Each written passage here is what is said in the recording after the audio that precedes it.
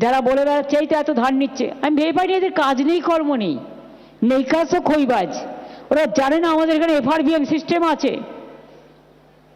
একটা লোক যদি ধার করে জানেন, তার ইন্টারেস্ট যতক্ষণ সুদ না হয় নিতেই থাকে, নিতেই থাকে, নিতেই থাকে, শেষ আর হয় না। আর আমরা পাই 1,97,000 কোটি টাকা কেন্দ্রের কাছে।